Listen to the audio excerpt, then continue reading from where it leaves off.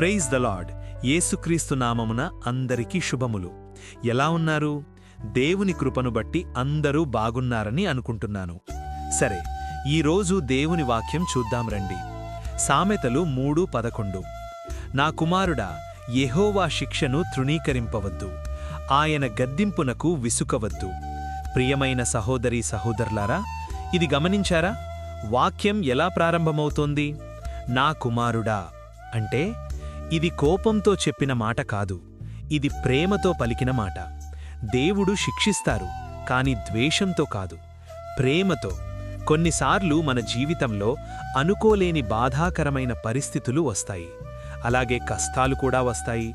మన ఆలోచనలు ఫెయిల్ అవుతాయి. అప్పుడు మనం ఏమంటాం? దేవా, ఎందుకు? కాని ఈ వాక్యం ఏం చెబుతోందంటే, యెహోవా శిక్షను తృణీకరింపవద్దు అంటే దేవుడు మనల్ని సరిదిద్దుతున్నప్పుడు ఆయనకు లోబడాలి.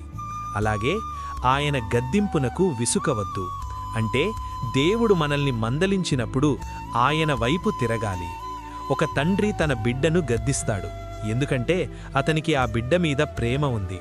అలాగే దేవుడు మనల్ని గద్దిస్తే అది మన జీవితాన్ని రక్షించడానికి. ప్రియులారా, దేవుని శిక్ష శాపం కాదు, అది నీ రక్షణకు వెలుగు. దేవుని గద్దింపు అవమానం కాదు, అది మార్గదర్శకం. ఇప్పుడొక ప్రశ్న అడుగుతాను, ఏమిటంటే, నీవు దేవుని సరిదిద్దే స్వరాన్ని వింటున్నావా, లేక నీ అహంకారంతో మూసుకుంటున్నావా? గుర్తుపెట్టుకో, దేవుడు సరిదిద్దేది తనవారినే, దేవుడు ప్రేమించేది తన కుమారులనే. ఈరోజు నీ జీవితంలో ఏదైనా ఆపివేత ఉందా? ఏదైనా హెచ్చరిక ఉందా?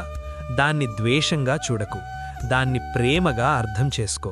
ఎందుకంటే దేవుడు నిన్ను వదిలిపెట్టలేదు, అందుకే ఆయన మాట్లాడుతున్నారు. ప్రియమైన సహోదరీ సహోదరులారా, ఆయనకు లోబడి జీవిద్దాం, గౌరవిద్దాం. దేవుడు మీ కుటుంబాలను, మిమ్మును దీవించునుగాక. ఆమేన్.